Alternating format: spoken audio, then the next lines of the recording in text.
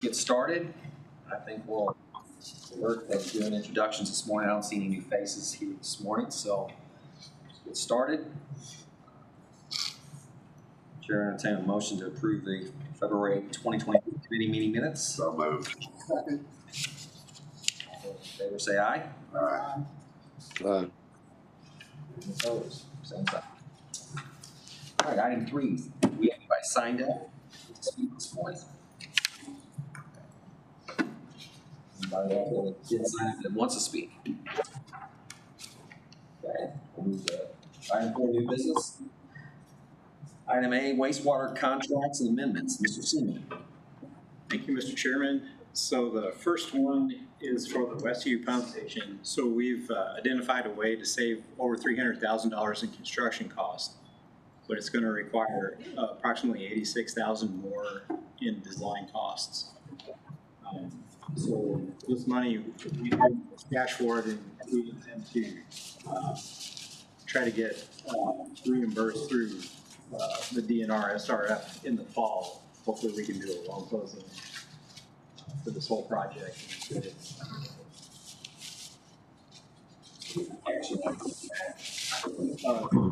consent agenda, if you all approve. Motion. I'll move to approve. Roll call vote on that. Any further discussion? Just was wondering, why isn't the savings somehow talked about with the change order? Okay, so what we would do is we've been working with the county, so we would actually build the force main in the road. So that's taken a few meetings to get to an approval with the County Public Works. So it'd be less construction cost for us, and then also more accessible for us to get. We consider building the force main at a greater distance outside of the subdivision, go around it. So I didn't make any visuals for this, but that's basically the juxta. We'd be building it in the street as opposed to building it up and around the subdivision. Okay. I just think it'd be helpful to have more explanation about that aspect of savings. Any further discussion? We have a roll call vote. Deacon, Aye. Lester, Aye. Spicer, Aye. Schwartz, Aye. Spitzer. Aye. Okay, item 2, Indian Hills Pump Station, change order number 1. So we contracted with Horner and Jefferson in 2019 to design 2 pump station upgrades. And the first one we got to Bender required much more work than we originally thought. We ended up replacing the entire pump station. So that's better in the long run, but we depleted our design fees. So to get the project completed, it would be $48,000 more. So this would be a consent agenda item. We would pay for it out of the conventional loan we closed on last August. Again, same action. Yes, a consent agenda. Further discussion? Motion to So moved. Second. Deacon, Aye. Lester, Aye. Spicer, Aye. Schwartz, Spitzer. Aye. Okay, moving right along. Item 3, slope stabilization for tributary to Grays Creek. This is a new contract, so it would be an introduced sort of bill. We've got 2 big sewer mains in the neighborhood sewer that go through property between 179 and Boonville Road. And we've experienced a lot of erosion, and we need to protect both the creek crossings and the bank to protect the sanitary sewers. It's got a lot of jurisdictional issues, so this is a project we would look outside to get help with. So we've got a contract for bar engineering with Central Missouri Professional Services to assist. We need a federal, a state, and 2 local approvals to do this work, jurisdictional type things, Corps of Engineer, and Missouri DNR for permits. So it's more complicated than a normal. Essentially, it gets down to a lot of riprap and things like that, but we got a lot of red tape we've got to do this properly. Action on this again is for, I would be a bill introduced or a contract. okay. Where is that located? So this would be between 179 and Boonville Road. It's the rodeo property. Okay. So moved. You can- Thank you. Any further discussion? Okay. Roll call. Deacon, Aye. Lester, Aye. Spicer, Schwartz. Aye. Spitzer. Okay, thank you, Mr. Seaman. Appreciate all the work there. Item B, fence and parking lot update at Jason Memorial Airport. Mr. Smith. Yes, thank you, Chairman. As the committee may remember, during the budget season last year, it actually started slightly before the budget season, we had quite a bit of discussion about improvements to the parking lot over at the airport and some fence improvement. At the time, staff developed some estimates. The project was not funded within the budget, but we were asked to refine those numbers, and to move forward, so a decision can be made later as to whether this is a project we want to move forward with. We contracted one of our open contracts that we've worked with in the past and asked them for a change order for a portion of the work. And that portion of the work would include replacing the fence that is currently a chain link fence, but make it something matching what, I don't want to call it a wrought iron fence because but it looks like a wrought iron fence. Modern replica of a wrought iron fence. And also some pavement improvements, some stormwater improvements, all in preparation for what we would ultimately do would be another contract for a sealing of the parking lot and potentially a microsurfacing of the entrance road. Those estimates are in the packet. Also included, the work included in what would be in that change order is shown on the screen. One thing that is a little bit new that we weren't talking about before, my highlighter's not going to work. Oh, there it goes. Is in looking at this particular pavement, it's breaking down quite a bit, and also drainage is a bit of an issue. So we were going to go ahead and replace that with a concrete approach where we could control that drainage a little bit more as it enters the parking lot. That's the reason this is just a little bit higher than what we'd originally anticipated. But I'd be happy to answer any questions. This is presented as informational. Certainly, if the committee saw fit to want to try to fund this, we could work through that as well. I think, from my perspective, move forward with this. We'll show here again for next year, for this coming year, and I think we need to kind of highlight our facility, and a good way to do that is show that we are making improvements and maintaining it. So, Chair would entertain a motion to. I speak on it. Sure. Yeah, and Brett, thanks for bringing this forward. As you know, I sit on the airport advisory committee, and we keep seeing year over year the increase in the amount of usage for the airport, and I think it's just it's kind of becoming a welcome to Jeff City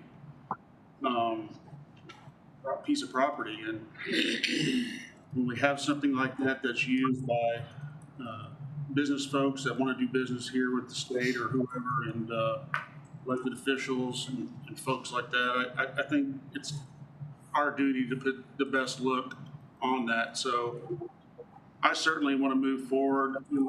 The one thing I want to ask is, some of the folks I go out there complain about parking issues. Have we ever done or considered signage for like long-term parking to move them out away from the FBO? And is that something we could look at, or? Councilor Schwartz, yes, that's something that we also Well, I turned to Eric and he's not there. He must have hid. It is something Eric hears often, and I do as well. You know, we've looked at it. We've kind of struggled with it. You know, what is the right thing to do? Talking about long-term parking, signing long-term parking. You know, some folks have actually even commented that we need additional parking. Now, we've never seen the parking lot full, but it is your parking further out. So, you know, we can continue to look at that. You know, ideally, you know, we'd like for our folks that are jumping on a plane and going to be gone for a while to be out here, you know, further away. But when you're jumping on a corporate jet, you may not want to walk that far. So it is kind of a double-edged sword, I guess. I agree with that. I don't think signage would necessarily fix the problem. I don't know if it could help. Something, a cheap alternative, but anyway. We can certainly keep looking at it, and I'll ask Eric to kind of talk with some of the tenants and see what ideas we can come up with, and happy to bring back a plan, you know, in the future, you know, once Eric figures out how to fix it.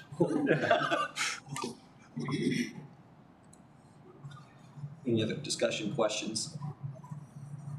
I did have one question. Is the lighting adequate out there?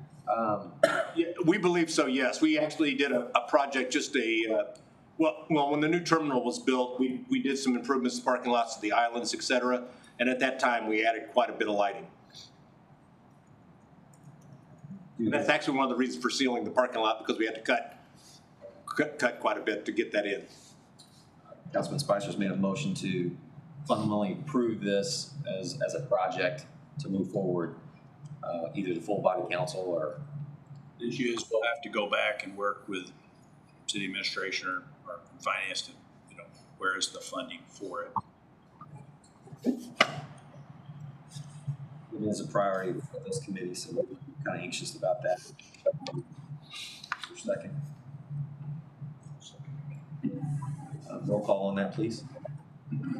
So before that, the financing isn't in the airport fund? Well, if I could try, I'm sorry. You know, the airport does have some sales tax money, but we really have all that dedicated to that future tower project that we're going to be bringing forward a contract. So we're hesitant to try to use any of those funds until we really have all the financing locked down on that tower. So we would be looking for additional funds outside the airport.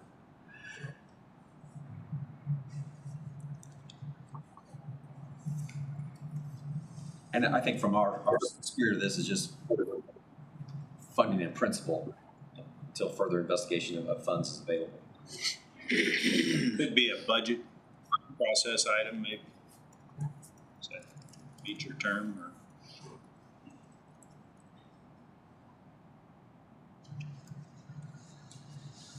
So, yeah, I would just like to see what the funding is for it and figure that out. I don't know.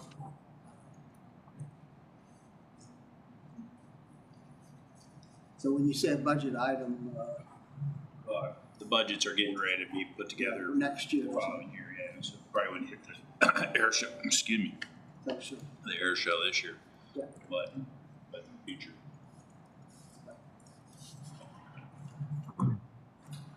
Any further discussion? Roll call.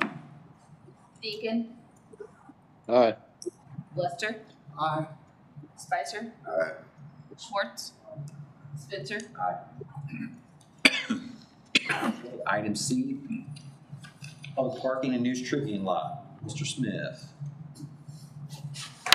Yes, included a memo on visual in the packet.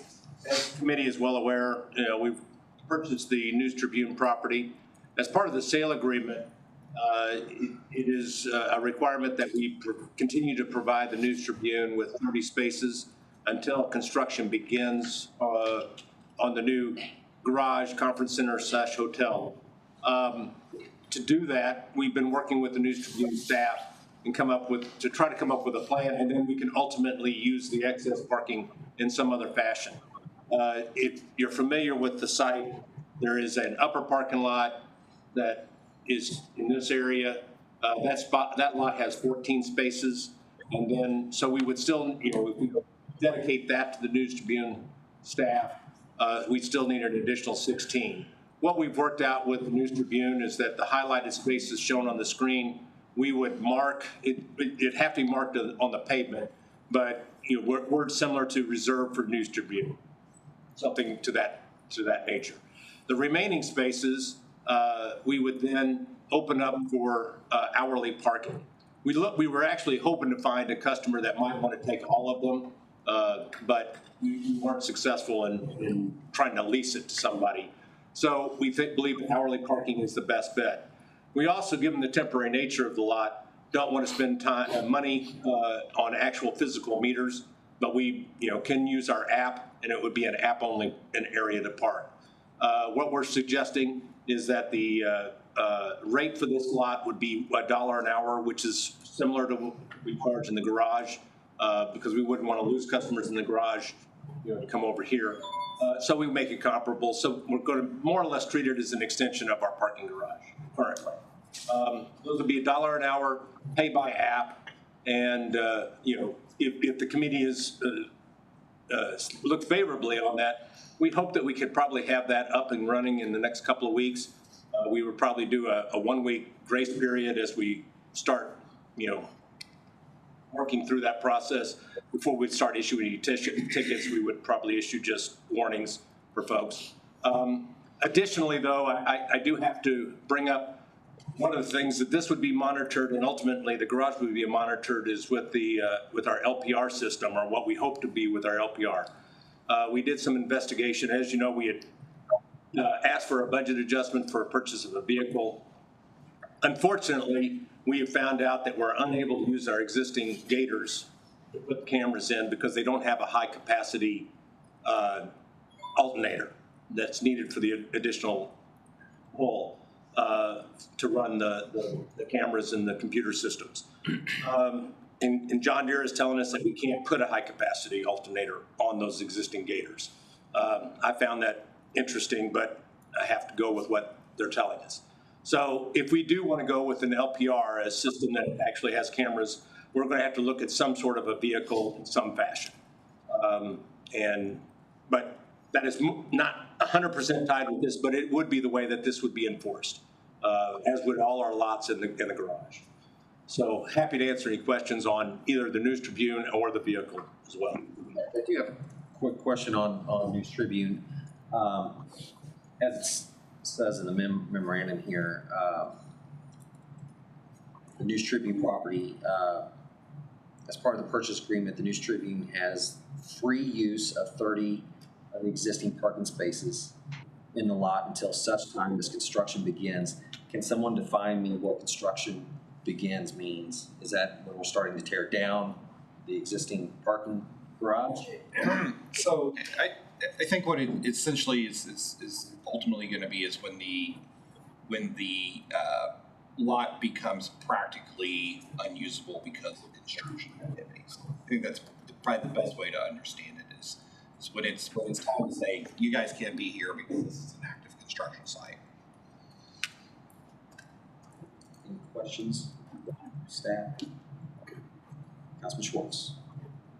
I hope, Stephanie, you doesn't get mad at me here, but why are we giving away free parking to the News Tribune, not any other business downtown? It was part of the purchase price. They acquired the building. That's what they asked for. They said we need this in order to sell this piece of property to the city, and so that's what in the agreement.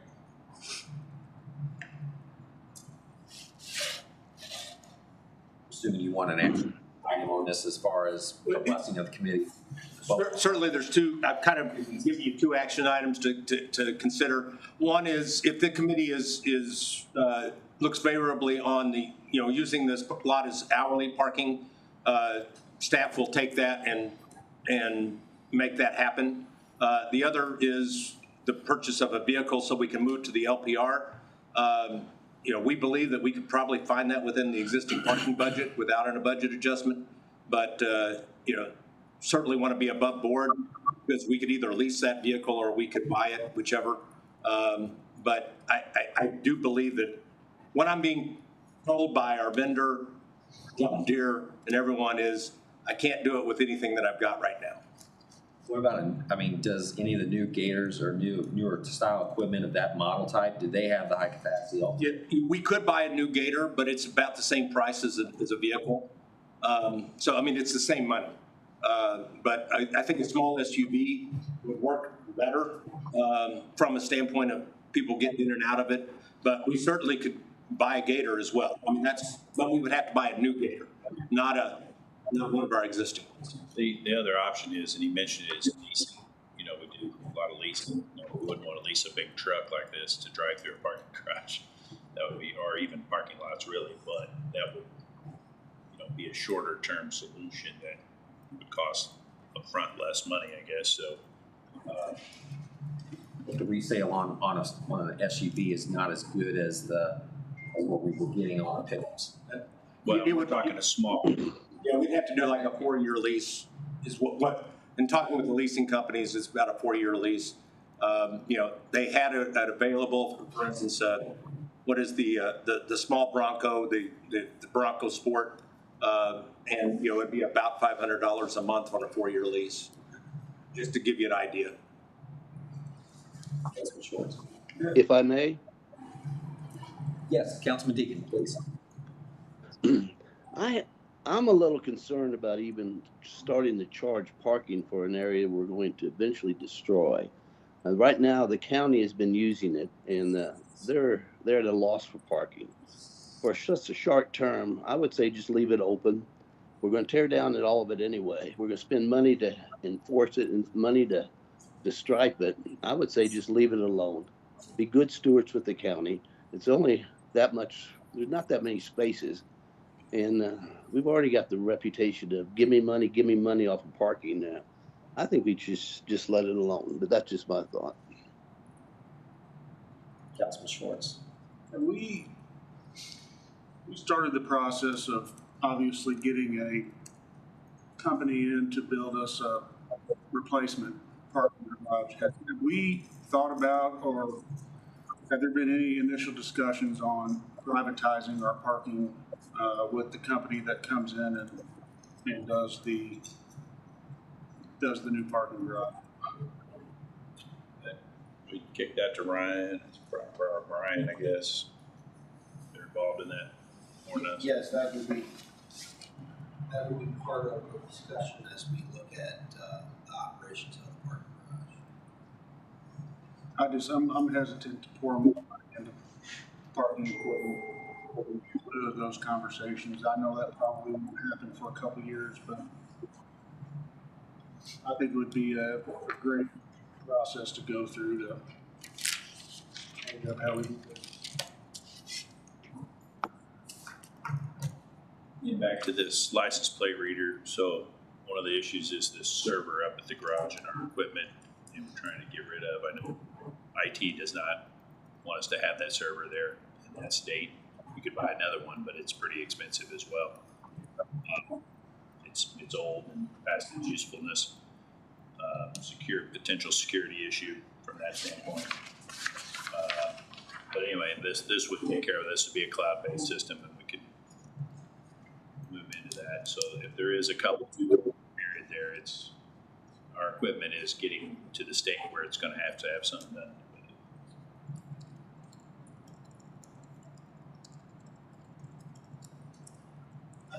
Mr. Chairman, Yes, sir. if you don't mind, I noticed this up as the public parking issue, not discussion. But we long down and help people with vehicles.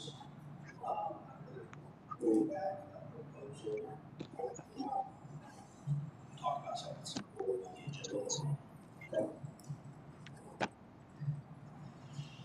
What's the committee's pleasure on the presentation of the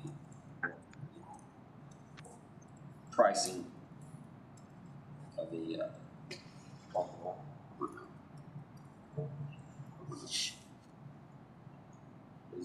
Are you more comfortable with Jack's proposal of just no fees at all?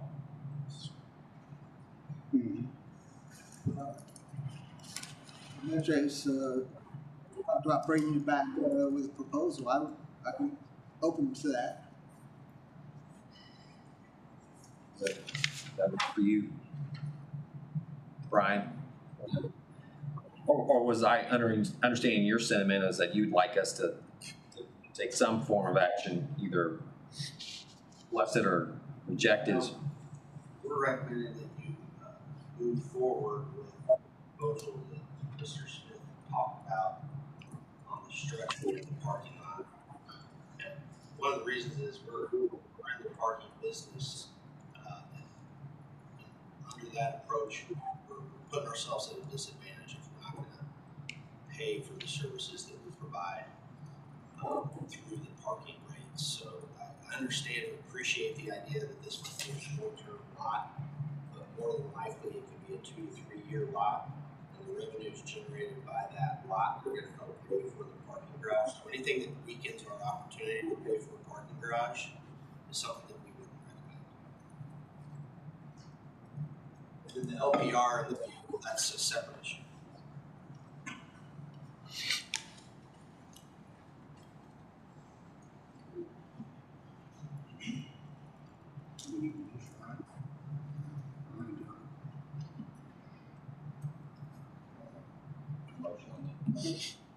I would move to move forward with the proposal.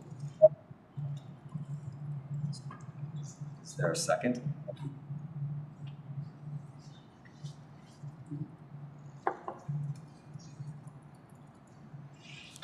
How about, What is the motion? What is the motion? To continue with Britt's proposal?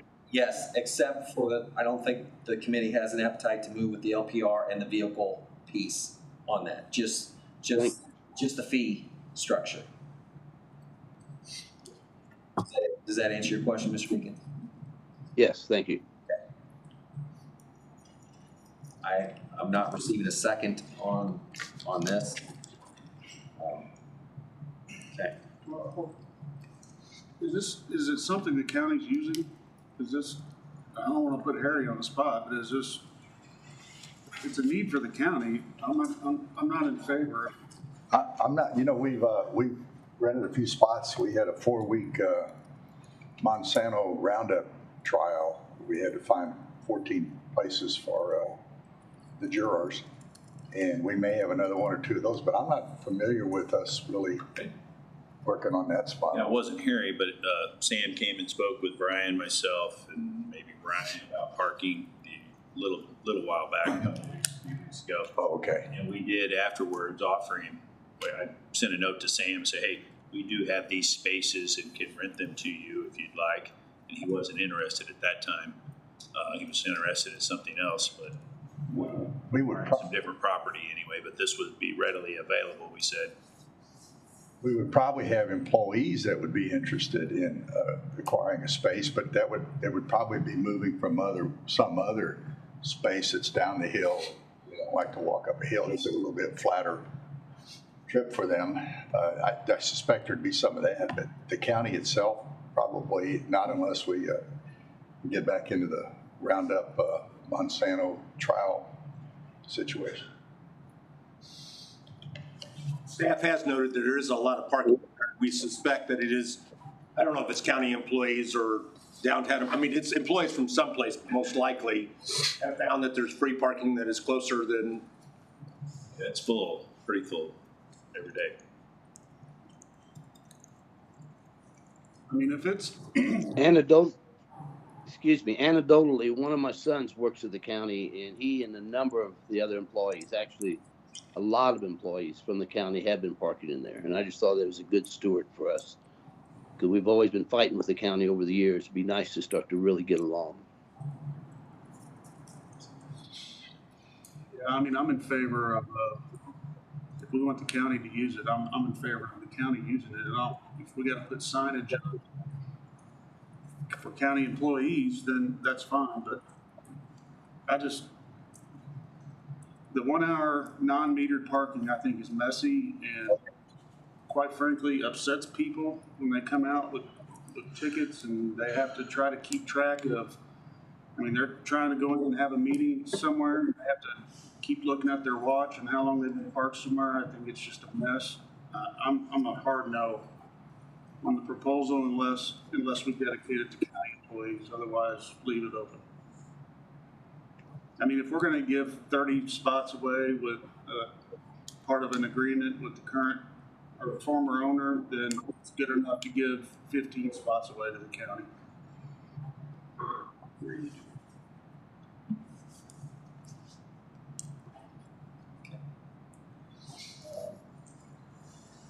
No second on Councilman Lester's motion. We'll move to item B.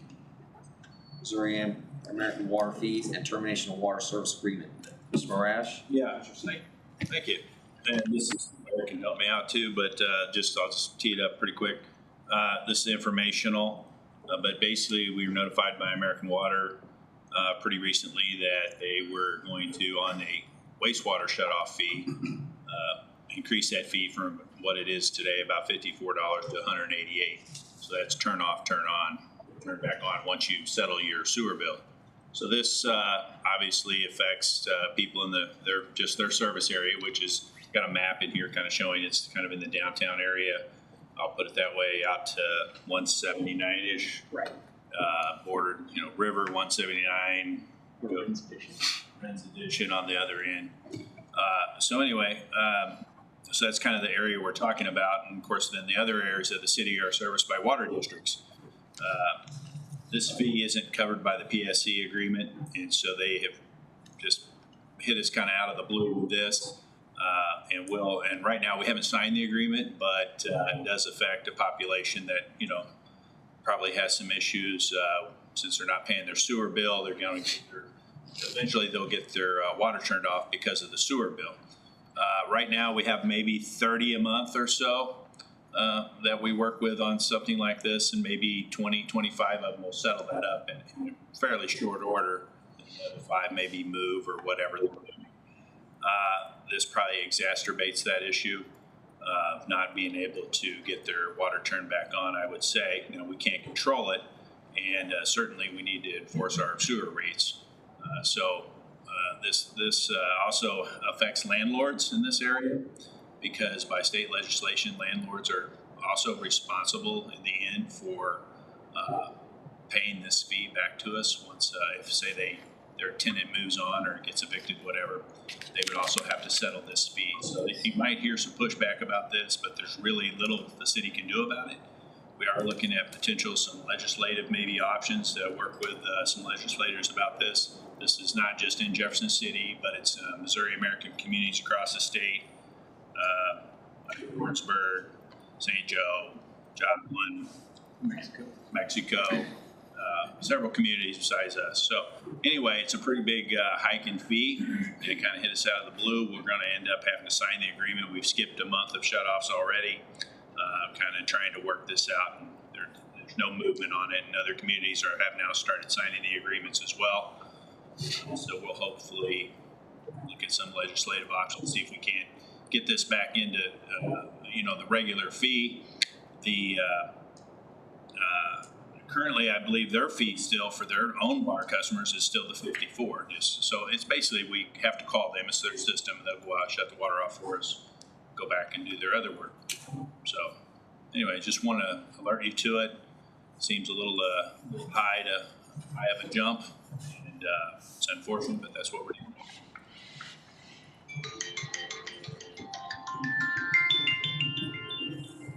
Well, it's unfortunate that we're going from a $54 to $188. Been kind of nice to maybe stair step that up over time.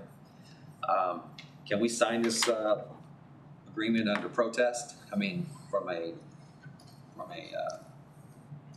well, I can frown really hard when I do it, but I mean, once you sign the agreement, I mean, that's kind of it. They really kind of have us between a rock and a hard place. We do have some, I have to share with Ryan, we've been talking to some other attorneys that more specialize in this kind of area, and have some just simple legislation that could maybe fix this issue, that they couldn't charge more than they normally charge their normal customers, regular customers. That's probably a long-term issue. Yeah, that's probably the best we can do, is add a provision that basically says if the agreement's canceled, if there's superseding legislation that limits it. So that's probably the best we could do on something like that. But this isn't That's a big if, kind of long term if. So in private utility, they can kind of do, set their fees within certain bounds. But if you look at our water districts, they certainly are. Like if you just easy internet search, I put an article in there, a quick article about most private company water providers are about 150% of the others, and that's kind of what we're seeing even with our water districts. So, my water bill on the west end's pretty reasonable, I think, real reasonable, and I'm glad to have it that way. But anyway, but just informational. Thank you for the information. So just clarification, I see in the memo it's 54, but I see in the fee structure it says 94 is the current. So 94 is the shut off, then another 94 to turn back on. That adds up to the 188. I see. Yeah, it's an off, but then you have to get it turned back on, so you get a double fee, basically. Yeah. Right now it's like 27. Yeah. 27. Yeah. So it's 27, then 27. So the Realtor Association, locally and I don't know. This is just starting to happen, and like I said, we've delayed ours pretty well as long as we can, and now that this is the first month they wouldn't do the shutoffs with us. So this is a big process that we go through monthly, on delinquent bills, and so we have to have the cooperation of our water providers that's how we shut off sewer service. You don't have water then. How many of these that you have per month are rental versus private ownership? So it'd be the majority of them are rental. So the landlord, I guess a lot of these then the landlord expects the renter, the tenant, to pay for water. Right. And state law allows the landlord to be liable to up to 90 days of the bill for their tenant. So what we do is if we do recover that bill, we do pay the landlord back.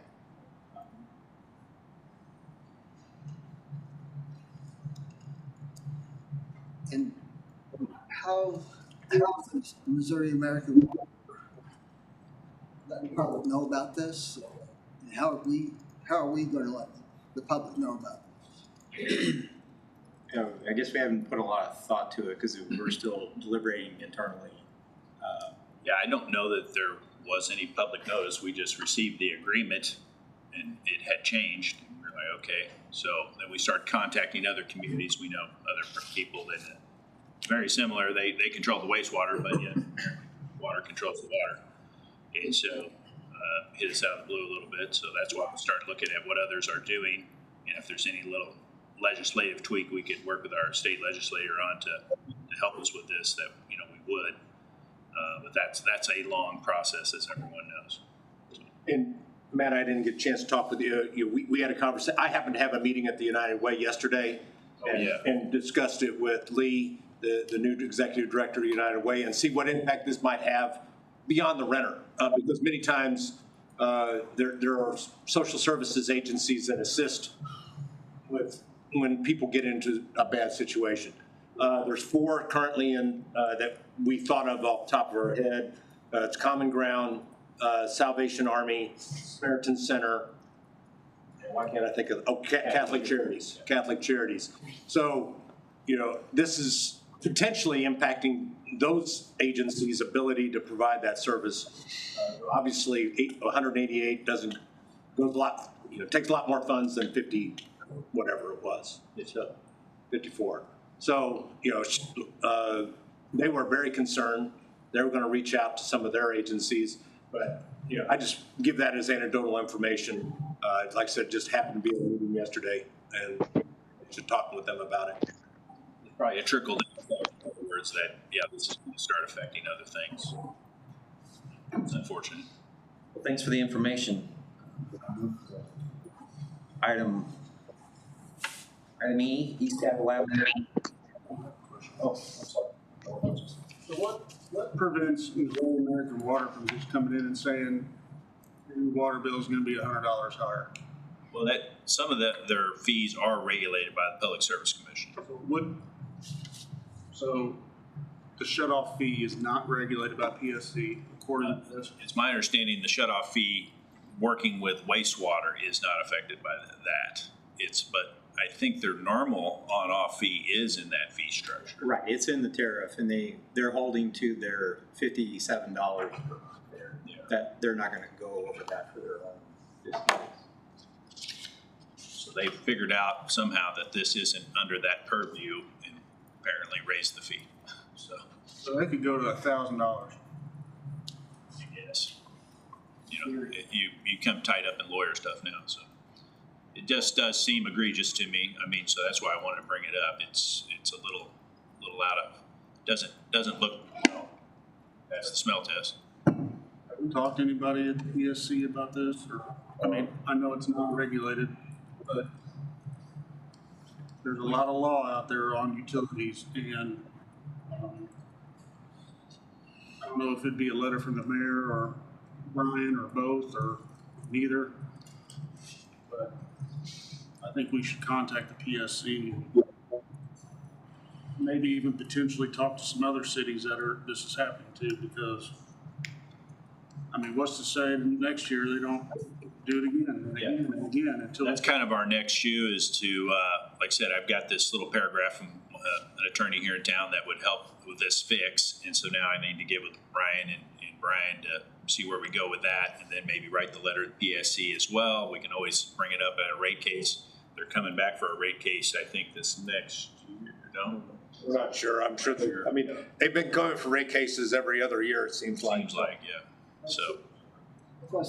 So I saw in the paper that we're accepting testimony about the court rate. Oh, so maybe Up it's to on. up to March 21st, so pretty soon it ends. But Is it something we put on our radar screen for our lobbyists to any?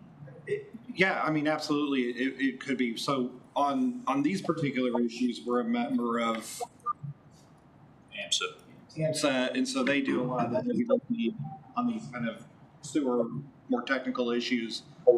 If this is something that the city is interested in, we would certainly put our lobbyists on it as well to make sure we're kind of working all angles.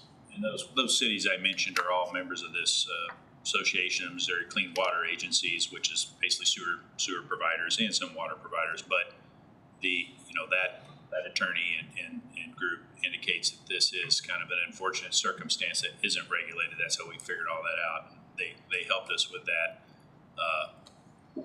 first step, and so suggested here's a way to go about this, maybe, but it's still going to have to be legislative relief. We think any potential solution is likely legislative and not regulatory through the PSC. But to Councilman Lester's point, We can still comment on it. Yeah, I think it would be important, even if it's just on the rate increases of the basic bill, not necessarily pertaining to this, but I think getting it out in front of that body during testimony, I think would be very beneficial to start that. Would that be helpful to have a resolution perhaps from the council, Ryan, about it or something like that? I don't know. I mean, the most effective thing is to enter an appearance and get in front of the PSC.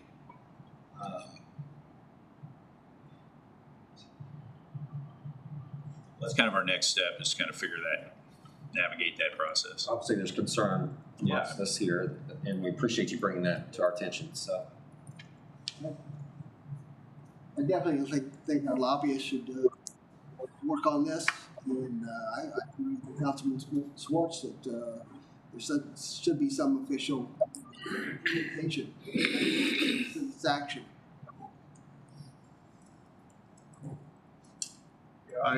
I fear we're way too late in legislative session to get anything done. After yesterday, I'm afraid nothing's gonna get done. But what you have here is a situation that people can't pay their bill. And for those folks that can pay their bill and don't, I have no problem with this. But the facts of the matter is, you got a select group of people who don't pay their bill, most likely because they can't. And essentially, to Matt's point, I think it was Matt somebody's gonna pay this, and it's gonna be a benevolent resource, and it's gonna be us that donate to those paying for this. And, you know, to me, it's basically price gouging. If you're gonna charge somebody triple what you're gonna charge your own private customers, I mean, it falls on the level of price gouging, in my opinion. And so I think whatever resources we have, we need to use. And I'm willing to help with the PSC. I know a few people on it. But this is something that I think we could get broad support across the state on, and we may not nip it in the bud immediately, and maybe the 188 stays, but it does prevent them from moving on, because I don't see any reason why they wouldn't continue to go up on this. I would agree, and once that vulnerable community gets in arrears, it's really hard for them to break out of that. And then they're limited on going to other apartments, They move on, they move out. housing units, whatever. That's still Those are our workforce here. active. So I'm sorry. Continue. If I'm a renter and I don't pay my bill and I just decide, heck with it, I'm out of here, and new renter comes in, who turns that back on? Does the landlord have to pay to turn it back on, or? Usually the landlord is the person who would have to pay.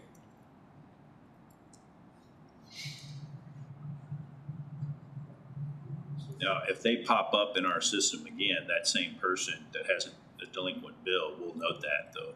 We'll figure that out pretty quick. So they'll have to use a different name. You can imagine the game that goes on here. And I would recommend, I don't know if it's worth having a discussion with the full council. I think you're gonna hear the same outcry from everybody else. I think we just need to move on with an action plan for PSC, and I don't know what Ms. Doctorian will do this late in the session. Spring breaks next week, so we're really late. I don't know if there's any utility bills even moving right now, but I think the PSC is going to have to be. Anyway, I've said enough.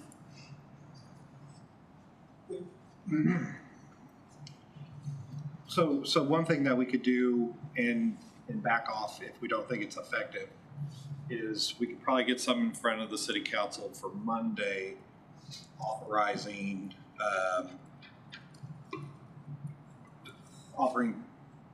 entering an appearance in front of the PSC. Generally, you need to hire a person that specializes in that type of practice in order to effectively do that. That would be my recommendation. City has entered in PSC rate cases on Missouri American in the past. We did that early when I was here, probably back in 17, 18. Used to be Mark Comley, but Yeah, Mark Comley from Newman Comley Ruth. He's retired, so we can't call him anymore. But there's plenty of people that do this. And then we can have a conversation, make sure our chances of being effective on that are, are at least good if we could bring it up to the PSC in the current rate case. But to get that authority on Monday would be at least a step that keeps that door open for us. It seems like that would be a consent item, in my opinion.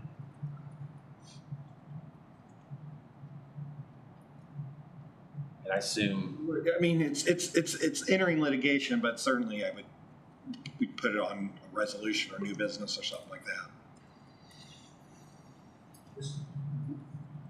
yes, Brian. Yeah, we did advise our lobbyist in February was asked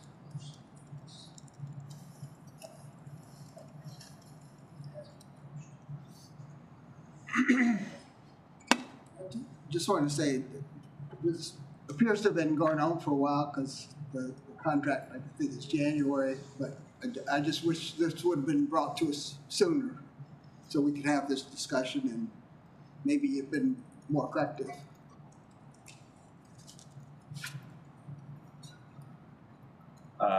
Kind of looking further down the road though, if we did hire legal counsel that specifically caters to this kind of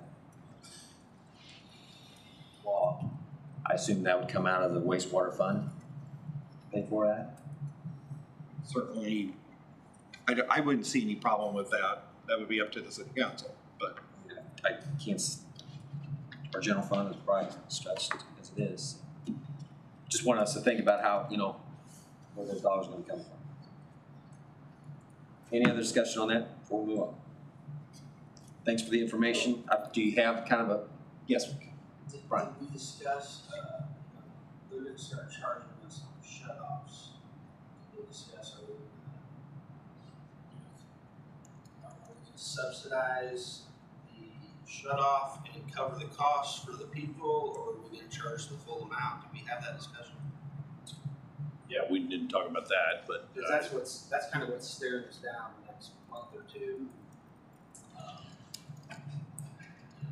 Would you like for us to? How many, what are we talking about per month basis? You said. Well, they're typically around maybe 30-ish a month, but in the past, most of those have settled up their bill. 20, let's say 25 out of the 30 settle it up after they get into this process. Now that's probably going to go down because of the dollar amount, obviously.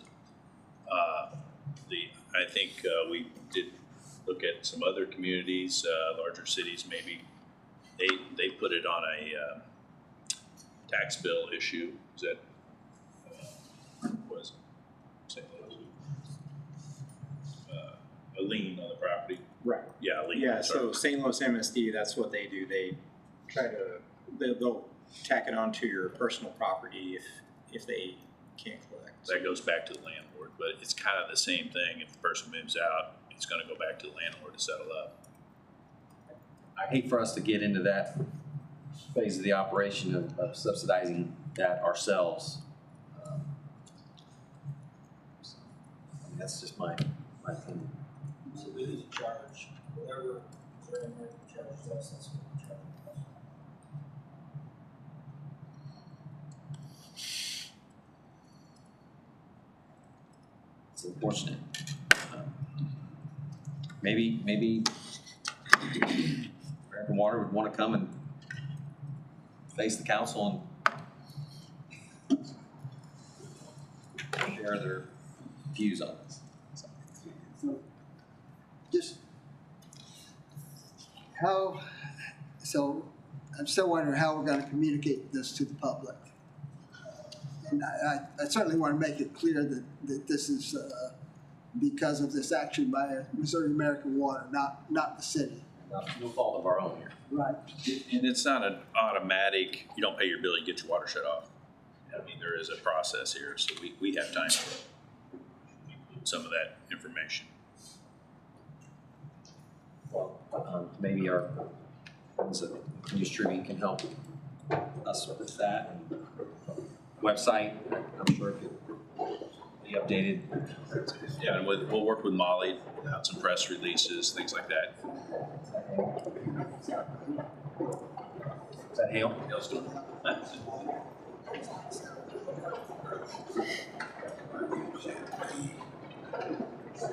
But also, Mr. Chairman, back on Councilman Lester's point, I think the real good thing is that the council afforded us a public information coordinator. So we have a lot of skilled and resources at the city. And I think if you look at what we've been doing the last month, what Molly's been doing the last month, we're putting out a lot of great information. So thank you for that resource, and we'll continue to put out good information, especially on this topic and other topics as they come about. That's something that we didn't have in the past, and I think we're going to see as a more robust offering for public information that we put out there. All right, moving on to item E, Mr. Molman on East Capitol Avenue RFP. Thank you. I'll try to speak up over the hail. So I've included in the packet a proposed RFP for the East Capitol Avenue process. And just to back up just a little bit, last month, Cole County Circuit Court signed an order that closed out the eminent domain litigation against Ms. Busher and set a fair market value price for the properties. And once we paid that money into the court, the city became owners of all that property up in Capitol Avenue. And so the city currently owns it. There is a bit of a waiting period, 30-day waiting period for that order to go final. But our plan and desire is as soon as possible after it goes final, we would like to get out a request for proposals and start the redevelopment process. And so the document that was included in your packet is kind of a first cut of what that RFP could look like. Some features. This offers up the properties all in one RFP. It does specify that bidders are not required to bid on the entirety of all the properties, but can select which properties they are putting a bid in for. It offers potential bidders to essentially show us any ideas that you may have. So it identifies what the zoning is, but makes an offer, says, please let us know what proposed changes to the zoning that your plan would require. We don't have a minimum purchase price set, but we do, the plan is to include the order of fair market value from the court to at least see, hey, this is what a, really formal process that these property values at. But any of that is amendable. We can take really kind of any approach that the city council wanted to do on this. We think that this is probably the simplest approach and most comprehensive approach. Get it all out at once and let people stew on this and figure out what they want to do and what their extent of their offerings are. But the intent is to put this out on a competitive basis, and then the city council would select on a myriad of factors, purchase price, plans, effect on the neighborhood, changes to the zoning, time frame, all types of things that can go into that decision to select who to sell the property to. Doesn't necessarily have to go. So like I said, this is a kind of a first cut of what it would look like. And so I think what we're looking for now is feedback. If there's any particular features in an RFP that the committee and eventual council would like to see, or if I hit the bullseye on the first try, that'd be great to know too. But essentially, we're looking for questions, feedbacks, comment, make sure that we get this right when we get it out to the public. One thing I would kind of like to hone in on is obviously trying to recoup much of the costs that we have in this process. Absolutely. Previously, as much as we can. Two, having some strict timelines of starting and completing the proposed projects that come aboard. But I think another resource that might help us in this, and I don't know if they have it on their plate to achieve, but maybe JC Rep would want to participate in this as well, to maybe offer some suggestions as well. As far as how to review the proposals? And maybe even some of the criteria that we roll out for the RFP process. I'll be happy to take a look at it. Thank you. Any further? I know that was a lot in our packet to kind of, take on this week. I'm not comfortable with necessarily rolling something out of the committee yet as of today, if that's okay. Councilman Lester, you? Yes, I just asked about what we're considering about our evaluation criteria, and certainly think DC rep participation in that. But with that, so I'd like to see some of that, but also make sure that in our RFP we cover all those areas in terms of what we're asking of information from prospective developers, that we have the information that we need to do that evaluation. Do you have any benchmarks for that? I haven't looked this over real closely, but certainly their past experience in doing projects. Financing plan. Yeah, It's so what's in the packet, and that's completely fine. But what's in the packet? This mirrors really closely what was already done back in 2022 for 413 East Capitol and 419 East Capitol. I think we got a pretty good, robust response to that. And so the information that we're requesting is at least that much, and it actually includes a few more pieces of information that we'll let them know. But specifically, what are the plans? Is this going to be something that you're planning on occupying yourself, or is this something that you're going to put out to rent?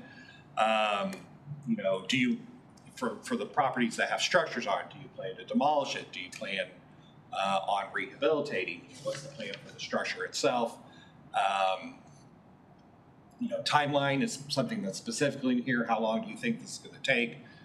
How much is it going to cost? We ask for, try to provide us some sort of proof of your ability to get financing. So the type of information is the same, if not a little bit more than what we've already done for those two properties up on East Capitol, which I thought turned out pretty well. I was very pleased with the response that we got on that. So that's kind of the baseline there of the type of information that we received. So, I think we're getting fairly thorough on this, but certainly shooting it over to Paul and Luke, I think is a great idea. Get their input as well. I think we would definitely want structures on the property. I don't think council, I think most of the council would not support community gardens. I mean, we want something back on the tax rolls to garner some income from the city. Yeah, and while a mathematical scoring matrix is a possibility, I generally don't suggest something like that. I think it's better for the city council to kind of take in all the information and then make a determination of what's best for the city, as opposed to saying, okay, we're going to weight price one way and timeline this way and trying to add a number to it. I think generally you get a better product when you're not beholden to a mathematical equation.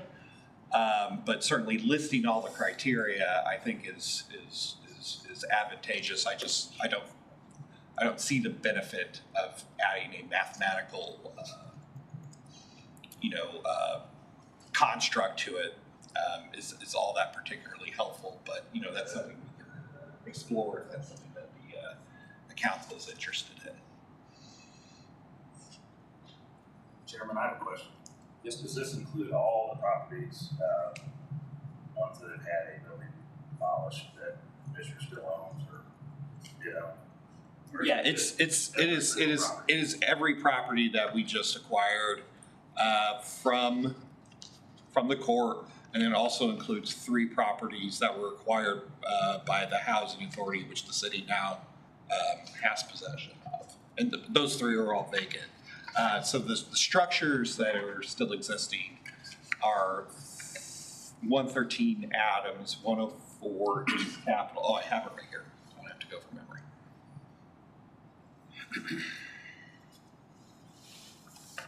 401 East Capitol, 429 East Capitol, 211 Jackson, and 212 Jackson.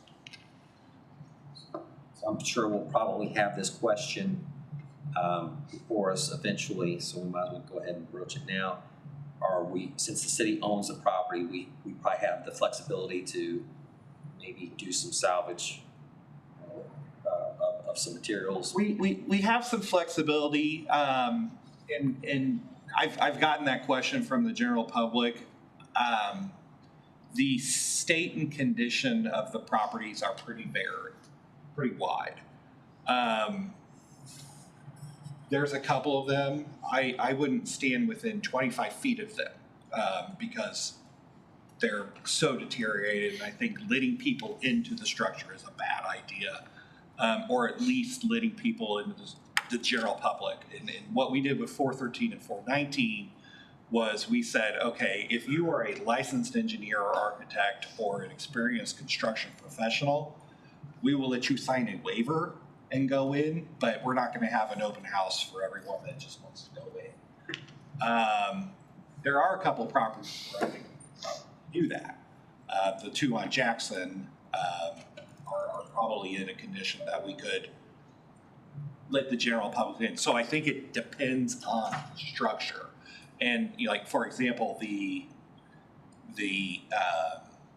funeral home 429, while structurally isn't in terrible condition, or at least parts of it, it's just so full of stuff that it could be dangerous to try to let people traverse. I mean, it's literally mountain climbing over piles of junk. And so I think that's going to be on a case-by-case, property-by-property basis of who we're letting in and how much resources we're expending in order to prepare those to let people in. So I think that's something that we can discuss with our building codes and property maintenance staff and police and fire, make sure we're not putting anyone in a dangerous situation. That is my only concern on letting people in. Is this, I don't want to create a situation for someone to get hurt. I think it's a recognized certified or even certified organization that specializes in that. I support that. Any other discussion on this? Again, it was a lot of information. So, is your intent to have us kind of stamp something to push to full council? It's really about what you guys want to do, what the council wants to do. So this could be an informational item, and we could send it to the same council and say, okay, please look at this. Let's get back any feedback. We can have a conversation on a council level. Or we could say, okay, let's get Paul and Luke and JC reps input, bring it back, let you guys have more time with it. It's really kind of how you want to handle it. It's about timing. My preference is to get it out as soon as possible because I'm literally fielding daily calls. Where are these going to be, available? But also, we want to make sure we're doing it right. If we got it back before us next month, I think that'd give us plenty of time, and that should give time, hopefully, to JC Rep to get their input on it, and then we can stamp a recommendation to full council. That way, it's kind of vetted through this committee, and the rest of the council has some confidence that it's been looked at thoroughly through 5 sets of eyes and ears. So, but I'm with you. I want to get this out to the public as sooner than later. Right. So there's some real opportunity here. Sure. And then, so one last thing. So I would also like a very similar process. And this can probably be a simpler RFP, but for 611 Jefferson. So that's also a property that we acquired from Ms. Busher in the last round of condemnation. So obviously on Jefferson, and it's away from this property. It's over by the Central Dairy Prairie Farms facility. I would also like to get that as well. That's something that the Old Munisburg Association has been very interested in, getting that property, redeveloped and their neighborhood improved. So kind of included with this is also the 611 Jefferson. Really like to get that one out as well. Should be fun. And you're in contact with them, so you can either. Yes, they're very interested in getting that on the market, yeah. So we'll expect something back next meeting. We'll flesh it out and get it pushed out from there. Okay. Thank you. All right, TAP grant applications, Mr. Bangy. Yes, thank you very much. The TAP grant application window has opened again, and so we were looking at the possibilities of writing some additional grant applications. We've been relatively successful over the last couple of cycles, receiving 4 grants for a total of basically $4 million. So we think that we have some projects that would rank well again for that process. What we are facing is that we have been using the sales tax category of local streets and grant matching as the match for many of these projects. And so that pool of money is running somewhat low. And so we were looking at, as we look forward to perhaps getting some additional grant funds, of using our sidewalk monies within sales tax H as the match for those potential projects. And so the projects that we're looking at currently are super sidewalk, side path type situations along Bolivar Street between Dunklin Street and Capitol Avenue, parts of which have been built already, some by the farmers as they were redeveloping the St. Mary's site, and some by 3 Stories Coffee as they built their new property there. So this would kind of complete that section. And then also looking at the same along Southwest Boulevard, from basically Missouri Boulevard up across through Stadium is one project, and then from Stadium to Jefferson is the second project. So all 3 of those were ranked as Phase 1, Tier 1 projects within our recently approved new transportation plan. And so if that source of matching funds from the sidewalk funds within sales tax H is agreeable to the committee, then we could look at submitting some additional TAP grant applications. I'd be happy to answer any questions. We've been hearing a lot on the rolling hills, and I think really the long-term solution for that is sidewalks. So could that be part of that future next TAP grant? Or it certainly could be. Or at least utilizing the sidewalk dollars out of our Right, it certainly could be. In the past, we haven't been successful in getting grants for sidewalks all that often, just straight sidewalk. But certainly it could be. What has changed from the last application cycle is that previously you had been able to submit as many grant applications as you felt like writing. They've now put a limit on that, so you can only write 3 grant applications. And so depending on how well we would think that could score, we certainly could consider it. It does connect, in the situation of Rolling Hills, it does connect a school and a park. So those are things that could, add some points to the scoring. It's unfortunate that people who live there don't actually go to school there. But but it certainly could be something that we could investigate. do we have any idea of cost of what that sidewalk connecting to the park sidewalk is what I was envisioning for maybe phase? I haven't put a number to that, but ultimately it would be relatively straightforward in terms of its construction. The path is pretty flat. Usually we're involved in building lots of retaining walls and all sorts of things to get sidewalks in. We're along rolling hills, so I don't believe there would need to be any of those sorts of things. I do think that depending on the side of the road that we put it on, there would be some reconstruction of a couple of the entrances to the adjoining side streets just to get the cross slopes correct.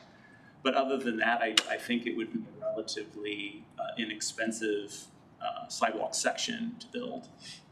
It probably could be absorbed by the budget line item within our current budget. I would think so, yes.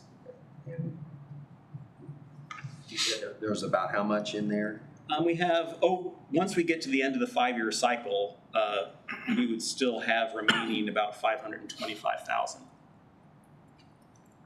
Unless it were used for these grant applications, Yeah, right. which they're 20%, and they're maxed out at 600, right? Correct. So you still have money left over, even if you were And David's been really great about submitting a lot of applications for these grants, and that's why it's his fault they cut it back to 3 in our district. Got a little greedy, and maybe Victim of my own success. Victim of his own success. And but these are, and the point of this is these grants are coming out all the time now. I mean, they're pretty often, and I think other communities are going to struggle to find the match as well. And I think we're already seeing that probably. And so we can really pick these up, I think, by having our match ready to go. Now, I think what I'd tell David is we've cherry picked all the easy ones. So now they become much harder to do because of right of way, things in the right of way, we got to dodge and all of that. But there's still a good way to get a lot of money into the community and get some nice projects. So anyway, but we could certainly look at what a Rolling Hills would take. But I think you're asking for, because we need a resolution.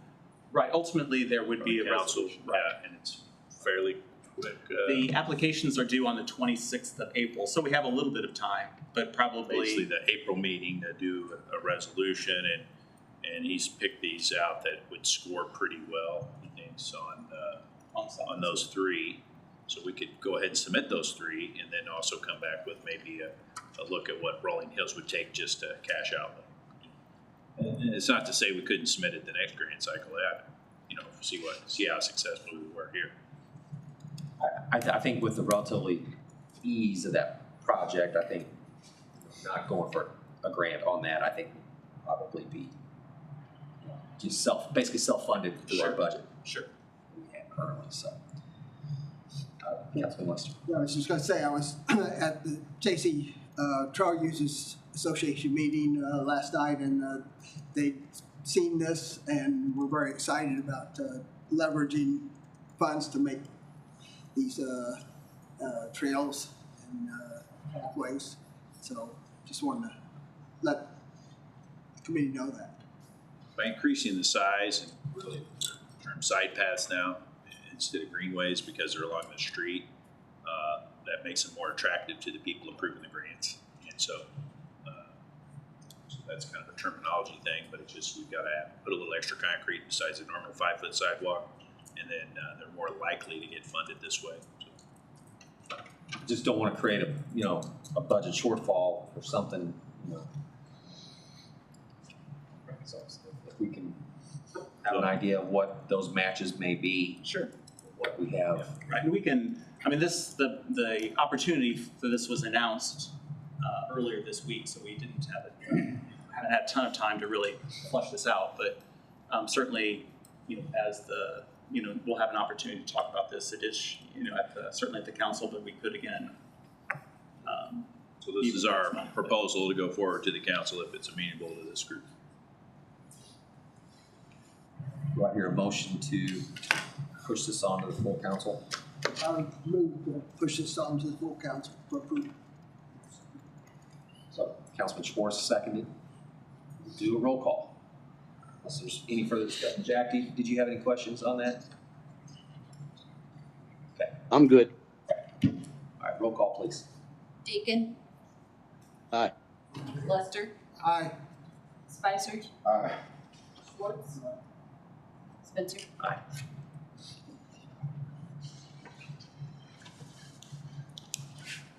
Okay, item G, Creek Trail Drive roundabout discussion. Mr. Bainey.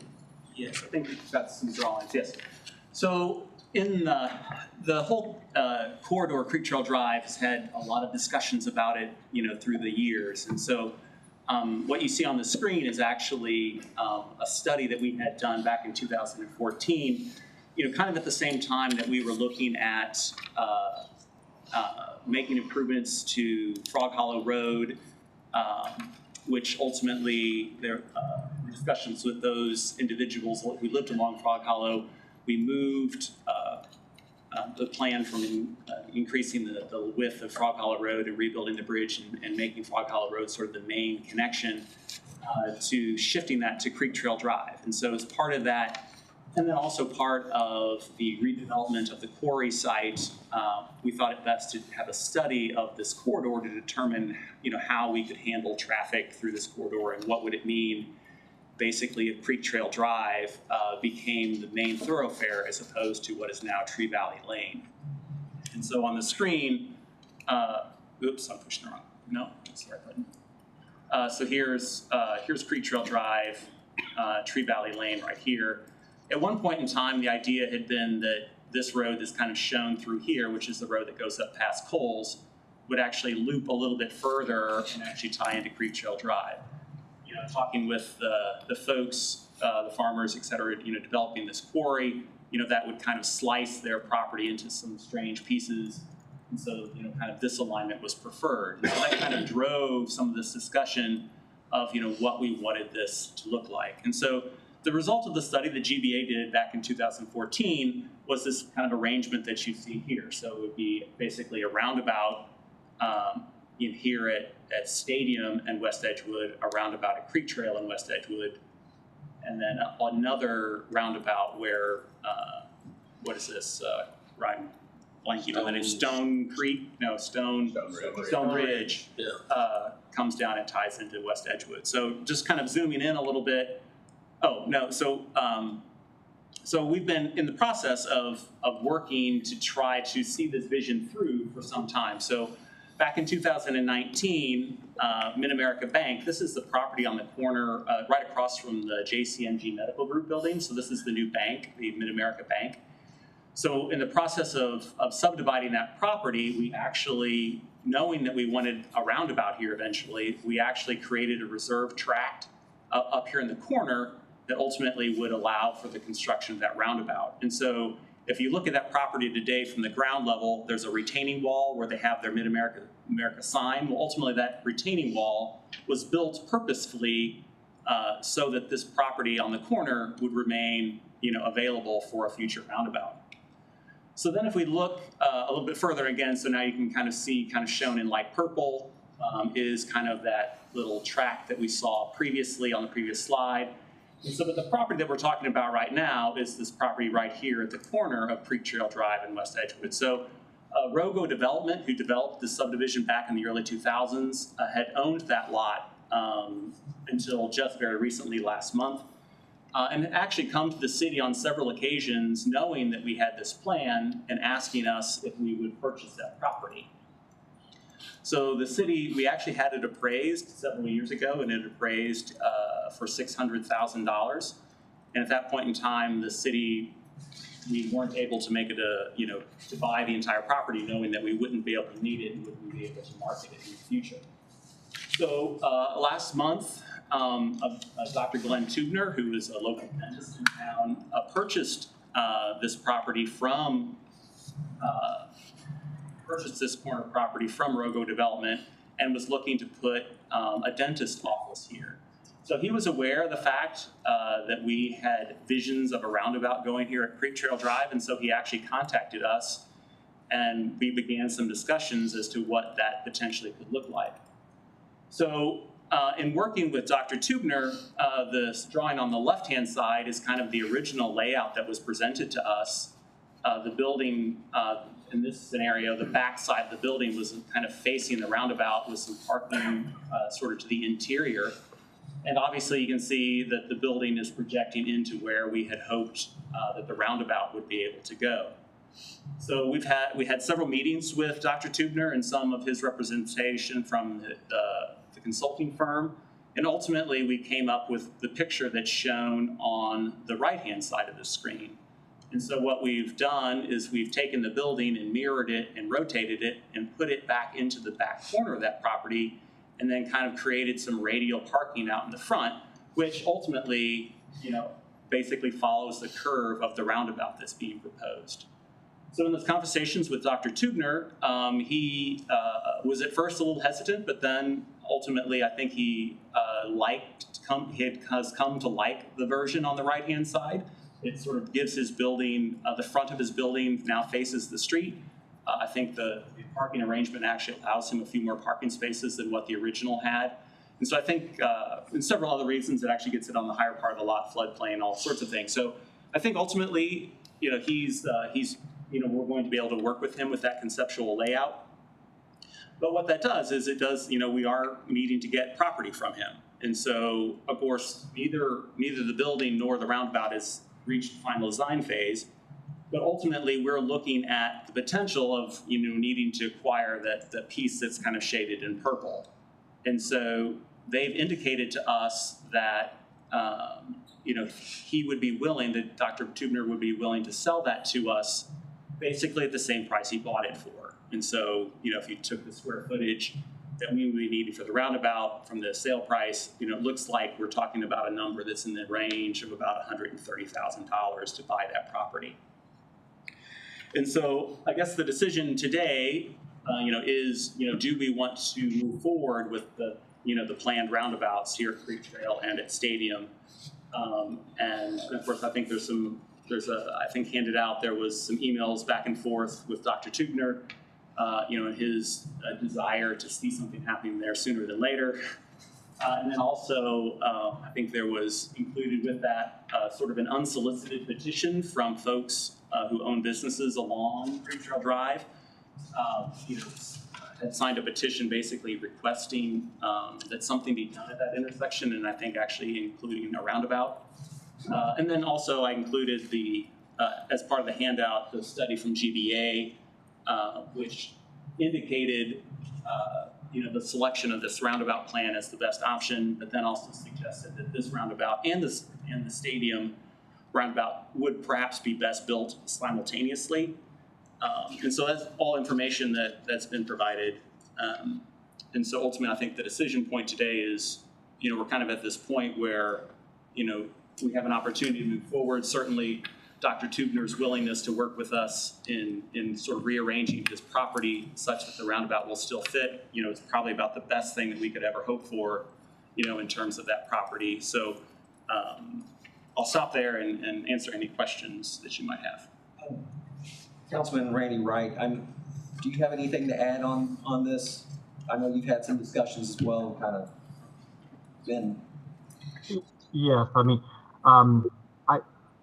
I would definitely be in favor of the council, moving this forward and looking at it.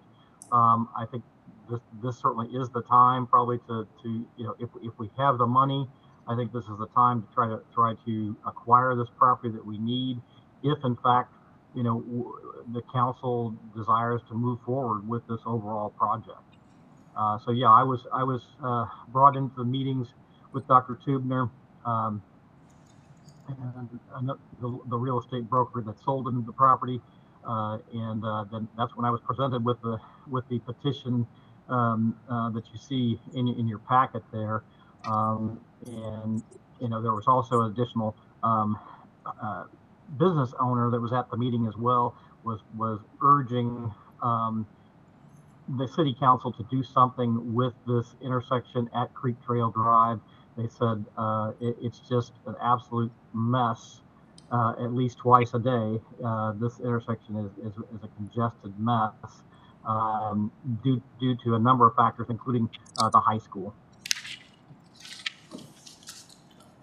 I'm a witness to that every day. So take my daughters to pick her up. So, and I think that was kind of the focus of when we kind of shifted focus of the previous roundabout on Stadium. Let's focus on one end or the other. And if we're able to acquire the property that we need at such a significant cost reduction, I think that's a good investment. Plus, I think it helps the industry that's being impacted by these traffic backups as well. So, Chair would entertain a motion to accept. It was motioned, I'm sorry. I need a first and a second. Okay, thank you. Okay, and Spicer seconded. Councilman Spicer.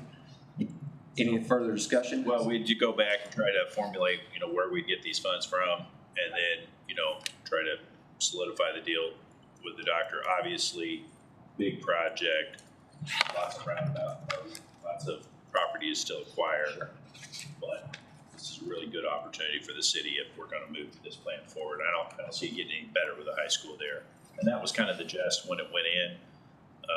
Solon, I think, made some comments that initially probably deal with it for a while, but eventually you are going to have to work on this corridor, especially as the corridor goes down.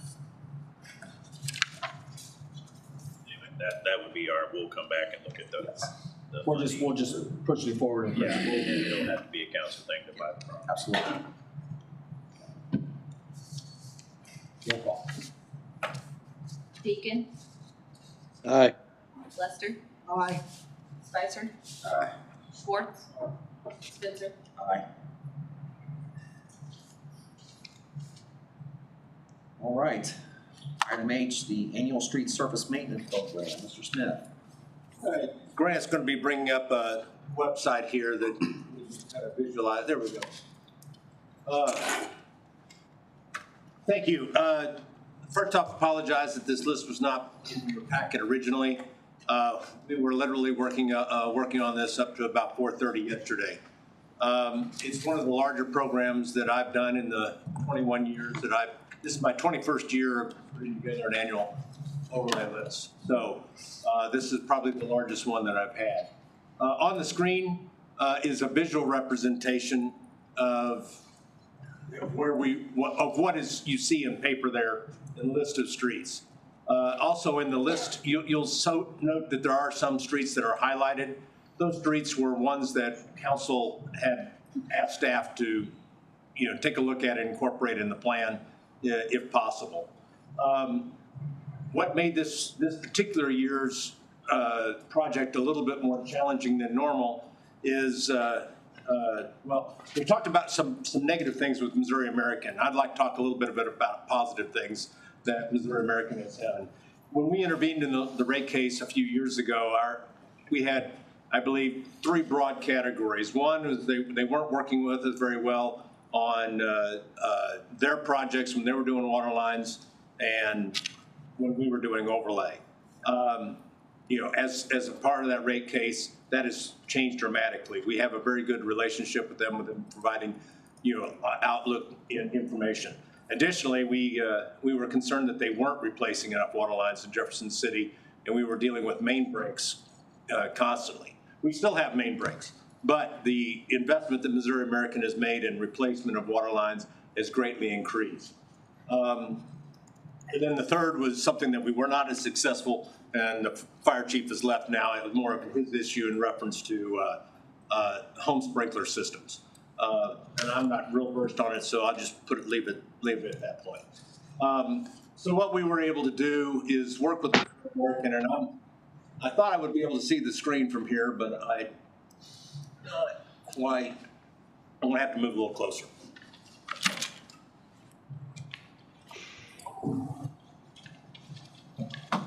So first off, Missouri American has provided us what you see in the lighter blue are potential roads that they have over the next 5 to 6 years that they will be impacting with water main replacements. And this information will become available to the public. Right now it's on the private side. And then additionally, I want to zoom in a little bit tighter because this next one. Additionally, what they've made available to us is the lead line replacement. What you see on the screen there is the green are lines that the service lines have been found to be copper or plastic or some material that is acceptable. The ones that are yellow are ones that they have not yet identified what type they are, and the ones that are red have been identified as either lead or galvanized. Most often what I understand is they're finding is galvanized line. I personally had a galvanized line that was feeding my house. Missouri American has actually replaced that. And it was done at no charge to me as the property owner, which is a huge benefit. Now, when I say no charge to me, we all know that that's built into the monthly rate that I pay. But at least I now have a new water service and I've eliminated that galvanized line. So what we want to try to do is limit the number of roads that we work on that have those red. And in this case, this neighborhood, even the green shows us that probably the neighbors is going to be all right too. So we have a pretty good feeling that if we overlay the streets in that neighborhood, Missouri American is not going to come back and cut across it to replace that water service. but you also notice over here, we do have some red. In this particular case, I'm recommending we go to here because that's the most logical place to start that overlay in this particular road. And I'm hoping that I can work with Missouri American and get those 3 services replaced prior to that. If not, I'm going to have to stop this project a little bit shorter when we actually get in construction and wait for them to get those services replaced. So, as I said, and that's going on in their entire service area. And as I zoom out, I'll turn that back on. You see that's a large part of the city is where all those projects are going. So everywhere that we're looking, you know, if it's in an older neighborhood, there's a good chance that we're going to find that galvanized and or lead service. You know, the neighborhoods that are 60s and forward still got a chance for galvanized, but most likely will be in good shape. So that makes this particular project a little bit more challenging to develop, but I would rather have that challenge than finish, you know, have heat still in the pavement and have Missouri American show up out there with a machine and start cutting it. So with that, the program as I outlined in the memo would be a three contract process. The first is the sealing project. Sealing is what we do to the pavements that we overlaid last year. We believe that sealing process helps extend the life of our pavement, and it's a low-cost improvement for a big benefit. Next would be a microsurfacing. We generally do the microsurfacing in some of our neighborhood streets. We try to catch them before they look too bad and put that microsurface on it and extends that pavement life another 10 years at a much lower cost than an overlay. And then finally is a mill and overlay project. And with that, I'd be happy to answer any questions. I want to say thanks to staff on this. You know, this is kind of the first time that I think a lot of the council representatives have had some input of I mean, I think we know our wards just as well, maybe if not better, than a lot of folks do. And I appreciate even the focus on the secondary streets. For my case, like Redwood and Birch, I see Bolton's on here further out in the timeline, but a lot of these secondary streets have really gotten away from us, and they're deserving of consideration, just like major thoroughfares do. So I want to thank you and appreciate getting us this information. Is there any questions or? May I? Yes, sir. May I? Yes, sir. This for me? Yep. Yeah, I appreciate all the hard work. And I've noticed all the streets that we're dealing with are tucked into different wards, which I'm sure they're greatly needed. But my biggest concern is we have not addressed our main thoroughfares. West Main Street is terrible. Dunkless Street is terrible. West High, East Elm. And you said the overlay or the reseal, I guess that's East High Street, was redone here a few years ago. I've yet to see a reseal on that. It's cracking up everywhere. I mean, my gosh, East McCarty Street is terrible. Eastland is terrible. I like the streets in the different wards, but my gosh, our main thoroughfares, the ones that everyone is driving every day, they're broken down so badly. That's what complaints I get from other wards. West Main Street and West High Street are just absolutely an embarrassment. Same way with Dunklin Street and East Elm, heavily traveled streets.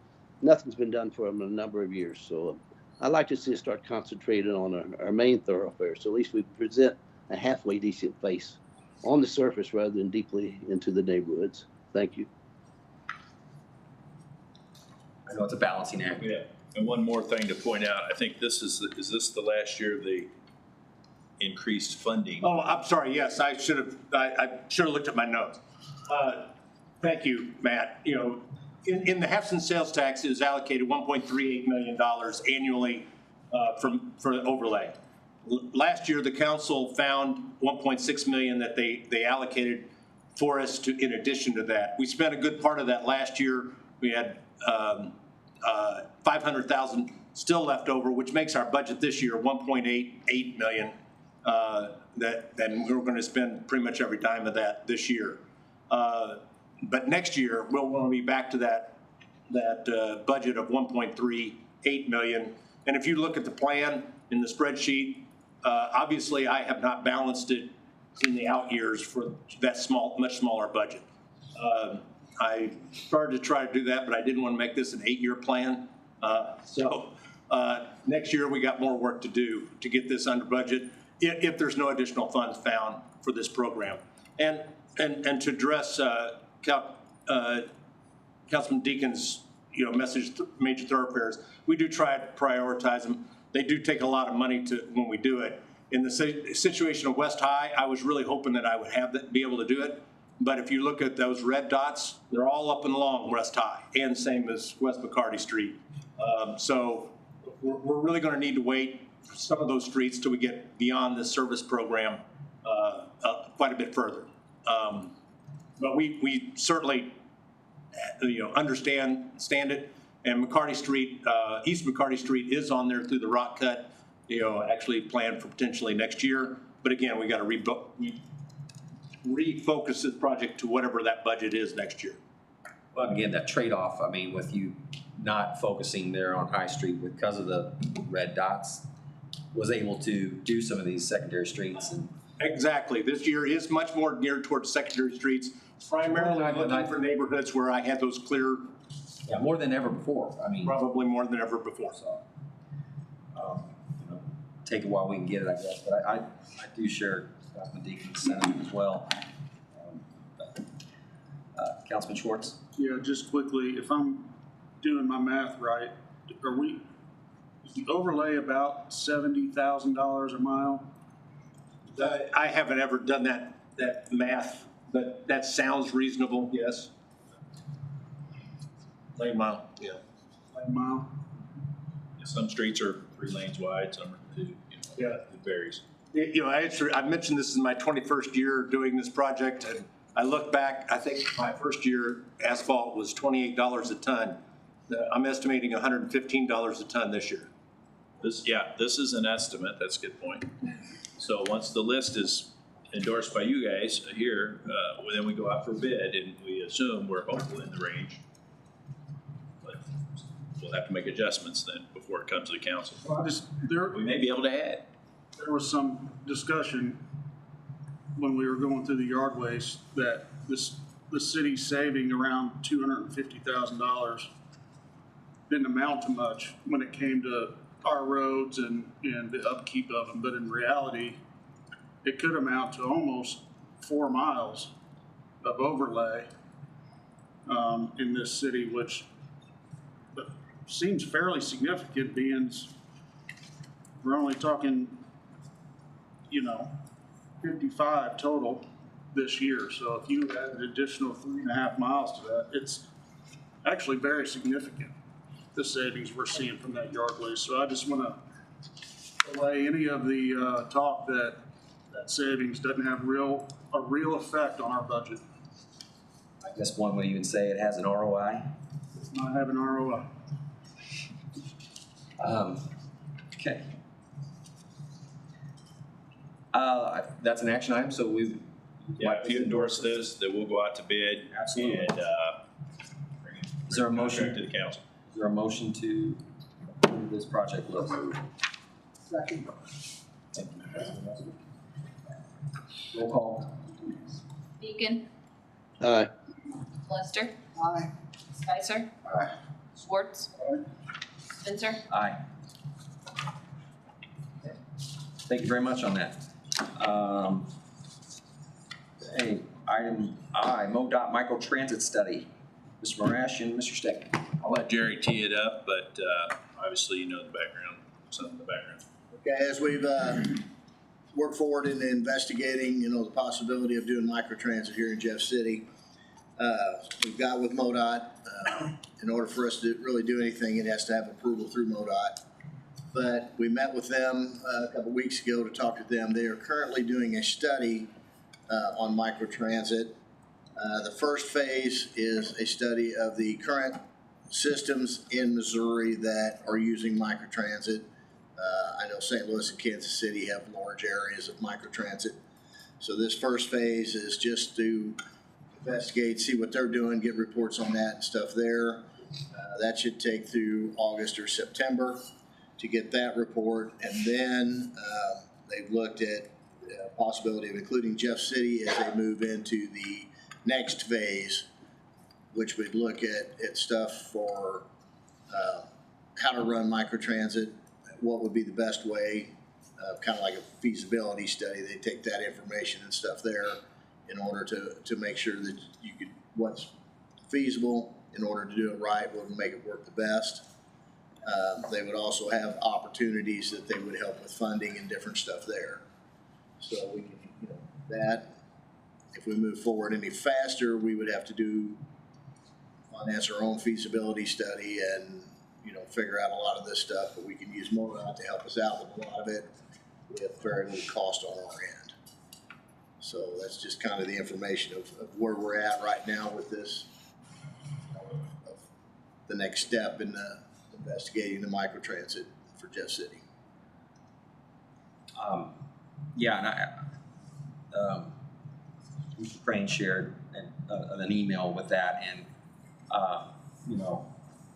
myself and Councilman Lester's been on that citizens committee about microtransit, and I just wish maybe we could have been there to kind of advocate for as elected officials, because we advocate for our wards and our citizens that we represent, and I think it would have been helpful for the staff person within MoDOT to hear the work that we've done, and I just really hate to lose the momentum we've got going with that.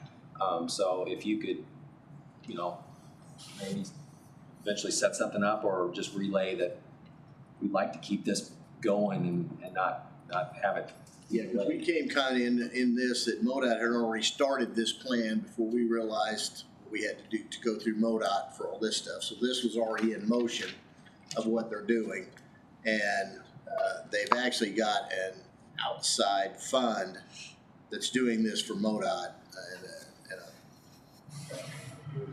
doing the study for them. But it's just a current study of what's being done right now for microtransit in the state. And VIA is part of that group studying that at MoDOT. So they have a research arm. We went over and met with Christy, the person Jerry normally, works with. And so she was like, really interested, since we were talking about it, saw the headlines, got a hold of us and said, hey, we would like to see a small urban area like this, maybe get a pilot project. And so that was really appealing, quite frankly. And so what they're doing, I guess, kind of a literature review with VIA and this other company, the name escapes me, are working together on it, of the existing systems in the larger cities.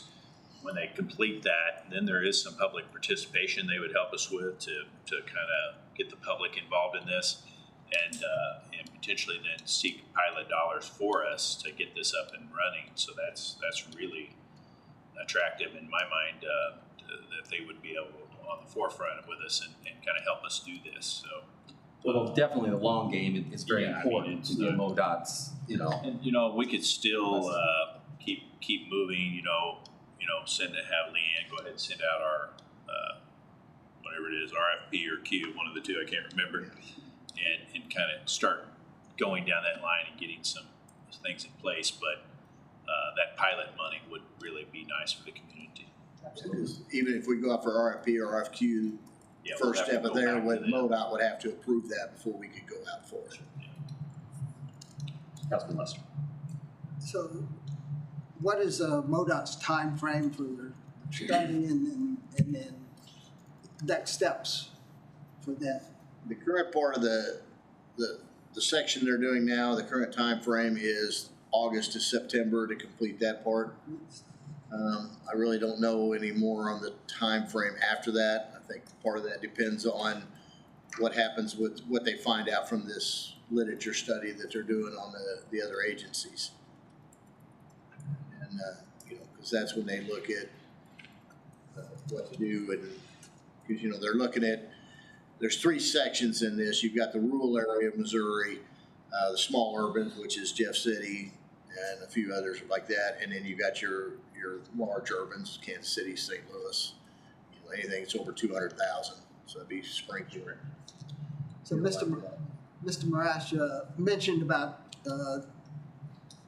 pilot study, so I'm taking the study they're doing now, and the next steps, we'll be looking at pilot studies, pilot projects. Pilot project and stuff there that, to where that, that would be their next steps, including things like that. They really like the idea of Jeff City because actually we are the smallest of the small urbans in the state. And so, and then Maybe more economical to get it going here. Their staff is here, stuff like that. So we have pretty good contact with them and everything there. So they were really interested at trying to get Jeff City in the pilot program after they get to that stage in their stuff. Well, it definitely sounds encouraging. Again, I know the long game would be that we would obviously want their participation and want their blessing. So it's good that we're going down that road. It's just an update. It's something new that came up that just kind of hit us out of the blue. So I appreciate you. Good timing, really. Absolutely. All right. Item J, the speed hump policy. Mr. Bangy.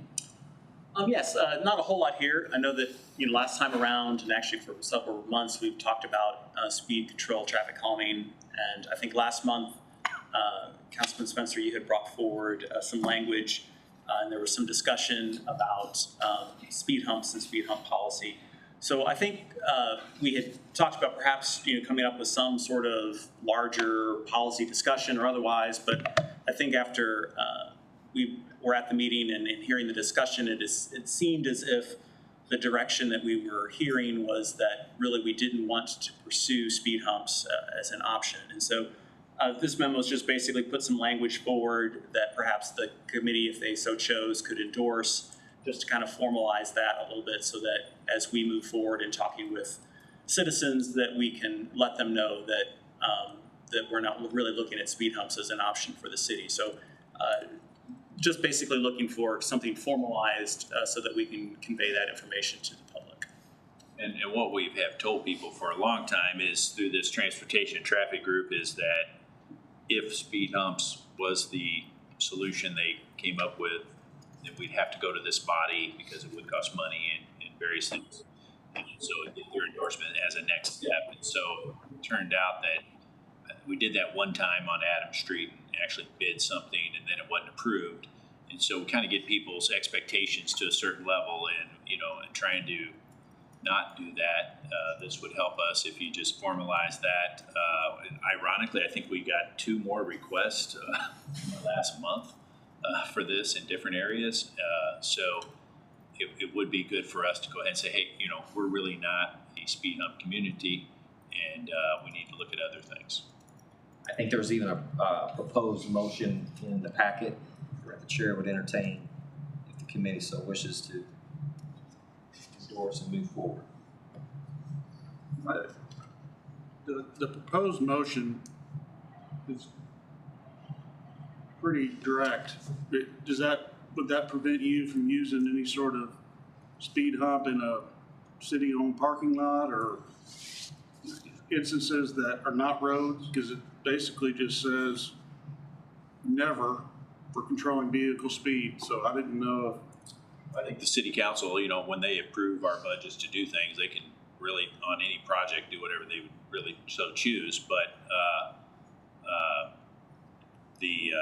this is mainly to deal with our citizens on existing streets, really. But it does not include. We don't really have speed hump bumps or anything in any of our parking lots that I'm aware of. I can't think of it. Parks does. Parks does. Okay. But I mean, at that point, I think we would interpret this to being on streets, not on private or city-owned properties. It would be on streets. This doesn't include what we have at the ice arena. That's something different in your opinion. Right. So it could be. We'd talk specifically about it, I guess, if we were going to do that again. Right. So the way that it's worded is that we're really talking about these speed humps as for the purpose of speed control. I would interpret what we have at the ice arena as being, something associated with pedestrian safety and pedestrian crosswalks. And so I think I would envision those things differently. I would move to approve. Second. Motion to approve And seconded. Did you get Yes, it any further discussion? Roll call, please. is. Aiken, Aye. Lester, Aye. Spicer, Aye. Schwartz, Spencer. Aye. Okay, thank you. Item K, East Branch of Wares Creek Beautification, South Side. Mr. Bangy. This is just kind of informational. We had some discussion last time concerning sort of the area along Wares Creek, kind of through the presidential streets. And so we just wanted to bring to the council's attention, the committee's attention, that there are some plans that have been written that kind of address this area, perhaps not specifically related necessarily to the south side of the expressway, but certainly kind of in general. One of those was the South Side Plan that had kind of a vision for this whole area to be basically beautified and includes some multimodal paths, et cetera. And so again, they spent several pages talking about it. Again, most of it's just pictures, but basically looking at that area along the expressway and how that might change in character, and so certainly become kind of more of a gateway into both downtown and Uniqueburg. And so that's one plan that exists. Just wanted to bring that to your attention. The other plans that exist, of course, are the Whitten Expressway EIS study that would have their own impacts on that area, including basically the plan was looking at widening of the expressway to basically adding another through lane in each direction. And so certainly that would then begin to push into the area that is the creek. And so you can kind of see in some locations, there's some retaining walls that get built here. I think there's a small bit of box structure that gets built here. Again, more retaining walls as you go along. So again, just kind of plans that impact that area. Again, retaining walls along the ditch on this side. So, so this is the EIS, and of course, coming up very shortly, we've discussed through funding with Campo that we're going to be looking at the tri-level, and part of that RFQ that's being sent out basically also includes this area, and so that's kind of another study of some sort that might have some impact on this area. The other thing, and it's just a little bit kind of off the picture, and I'd mentioned the fact that there's a box culvert little extension here. Well, this box culvert goes completely underneath the street, underneath Miller Street, all the way down to Missouri Boulevard. It's a very large, long structure, and is known to be in poor repair. And so, as we're kind of talking about this area, it's probably good to keep that in mind, that structure at some point in time is going to get to a point where it's not going to be able to support the traffic load that's above it on the street. And so that too will have some certainly large impacts on this neighborhood and this area as we move forward. So it's just a little bit of background. Do you have any projected cost on that potential piece alone? I haven't put a number to it yet, but it's ultimately more than 2 blocks long, and it's a box culvert. I don't remember the size. Britt, do you remember the size? I don't remember the size, but it's a big number. Yeah, I mean, it's in the millions. Yeah, and part of it is, so you see where it is, right? Everybody, that's Broadway there with the new bank teller building there on the right side where that little extension shown in the hotel. So part of it is everything above it is street and access to everywhere.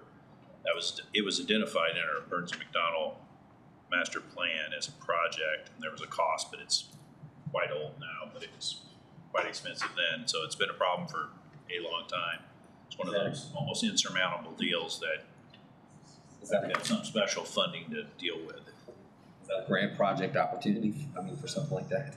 If tied in with all this EIS and, potentially, I guess, sometimes it's hard to get grants to replace existing infrastructure, especially at this level of cost. So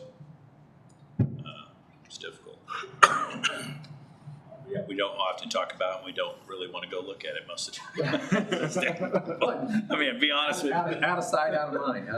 We repaired it a couple of times here and there, but We don't really send anybody in there anymore. Councilman Schwartz. Yeah, I brought this up last time. I like the vision of, making this as good as we can, but I think my purpose was to come up with maybe two things. One, who's responsible for keeping it in better shape? Is it MoDOT? We did have a meeting. I met with Appropriations Chair and the Senate, and we talked with Greg Smith on the MoDOT Commission. They're looking into it. I've talked to Mr. Landwehr, and I know the county has thought about it in the past, and so I think we need to figure out A, who's responsible, and B, how can we get those three entities to work together to just clean it up for now and keep it clean, whether it's going in with the track hoe and tearing out a bunch of brush and having to spray it, or whatever. I mean, the beautification and all that stuff is great. I don't think we can afford it right now, but, and then, secondly, I would guess that part of the reason why the culvert's in such bad shape is because there is so much debris in that location. And when we have high water, which we regularly do in Weir's Creek, debris such as wood and rock and really tear stuff up. So I think maybe it's the next iteration of the sales tax where we have a combined funding with the county and the city, and then come up with maybe an MOU with MoDOT. But it just looks terrible. People are using it. Whatever, unhoused people are, using it. There's a lot of litter in it that gets hung up in that viney stuff, and I'm fairly passionate about this one because it is a significant eyesore to our city, and I want this, in my opinion, to go a little bit quicker than just something needs to be done. I would like to get a meeting somehow with the county and the state to say, what can we do here? It really needs to be fixed. And I like taking care of my second ward friend over there. I appreciate that. I was just going to agree with you that that needs to be done. I'm all for it, and anything I can do to help with that. Unless the county, If I may, for it all themselves, that'd be fine too. He's having trouble hearing you. Yeah, you can hear. Councilman Deacon. yeah, Weir's Creek has been a mess for actually a complaint since the early 90s. I would also like us to concentrate where it comes in on Capitol Avenue. I mean, right there, the terminus of the creek when it comes down the bridge. Behind St. Peter's Flat, that's ugly. I mean, all we have to do is clear off the brush. I mean, that's the gateway to the Capitol. I mean, it's absolutely horrible to look at that. So if we're looking at Weir's Creek, I think we should take all of it in consideration. Thank you.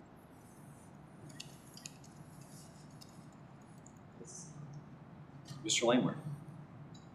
This is, in general, it seems like a lot of it's MoDOT maintained right of way or lack of maintenance. And I think just in general, we've got issues with MoDOT right of way inside the city that just is not maintained or taken care of very good. This is a big issue by itself, but then there's more. You look at every interchange in town. I mean, it's very poorly, and it's not. I mean, that they just don't have the resources and the time to take care of it. So maybe it's more of an overall community discussion as to how do we make areas like this look a lot better, and where do the resources come from to do that. This particular location, I know in the past it's been looked at as possible park or greenway trail runs through there. It's not on the plan that David showed there, but there's I know I've talked to my wife about it. Is that an option, long term? Seems like there could be some cooperation between county, city, parks, maybe other entities to try to do something here to lessen the burden or the cost to any one singular entity. So maybe a discussion for the next sales tax period. I think that'd be worthwhile. Thanks for the input. Appreciate that. It would need to be some type of a stream restoration, obviously. I mean, these are, we can certainly, you know, you would have to take it over, basically, consciously take it over as an entity. There's various old rights going through there, besides highway right-of-way. There's old in-lot, outlot right-of-ways on top of it. Lots of sanitary sewer there. And so, yeah, some of the business has some issues with it as well, you know, encroaching on their property. But the erosion then becomes, you know, you'd have to do this in a certain way to not affect the adjoining properties as far from an erosion standpoint as well. So it would be a big undertaking, just so everybody's aware. It's not that it couldn't be done, but it would take some resources for sure.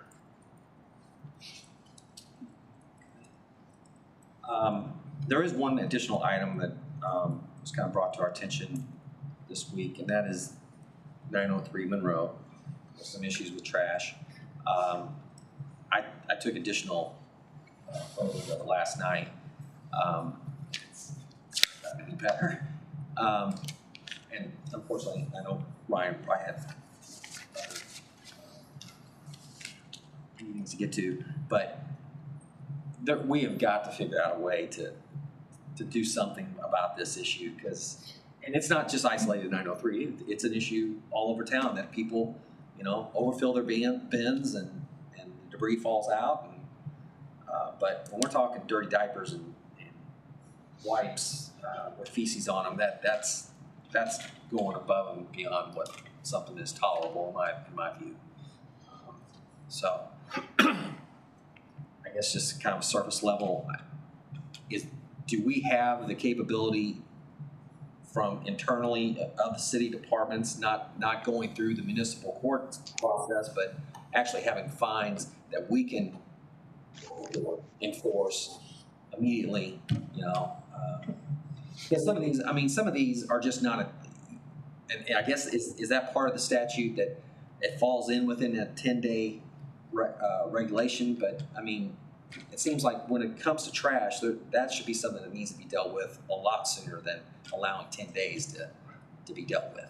Yeah, and Ryan, I've had that conversation yesterday. We're going to have a follow-up one today to see if there's something else we can do. But that's where we're at with things, is that we are kind of handcuffed a little bit by the state statute that requires basically that 10-day notice for most nuisance violations, or for all nuisance violations. And so we have to kind of adhere to that to make sure we're providing the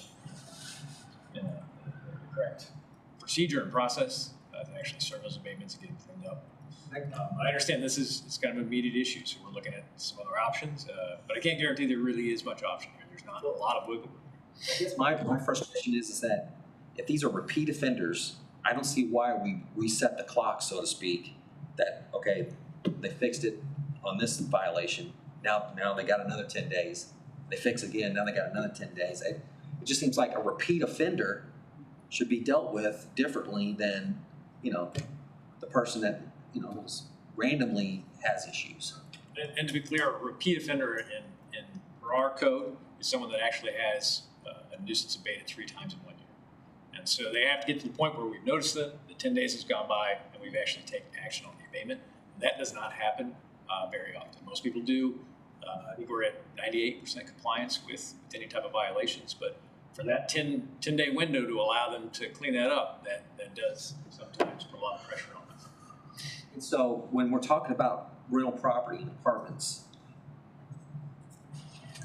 is there a code that says for every resident that lives inside the building, just every resident that lives in the building contributes to the trash issue? I mean, just common sense. So is there a code that says if you have so many people living in this structure, there's a certain size of receptacle that they have?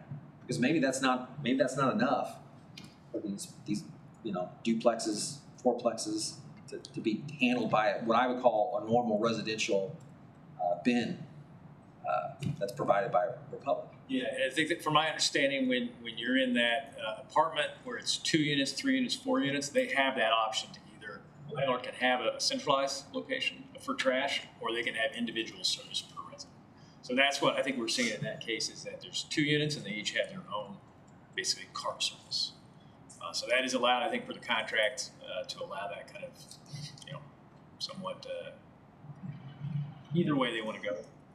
But as far as I know, we did go through that contract here recently to see if there's any provision in there that speaks to minimum sizes or any authority to require an upgrade. There's some vague references about making sure it's adequate trash service, but that's very vague and it's difficult to define and then therefore difficult to enforce. So within our new contract negotiations, maybe that's something we really need to hone in on. Yeah, I think that's something we've heard about. So I'm quite certain that's going to come up in conversations as far as feedback goes. So